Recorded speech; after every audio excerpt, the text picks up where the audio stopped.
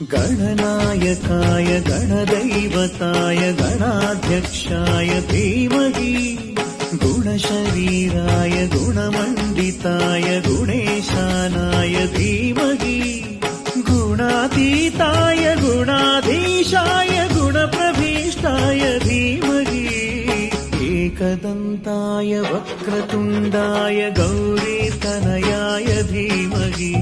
गजेशानाय फालचन्द्राय श्रीगणेशाय धीमहि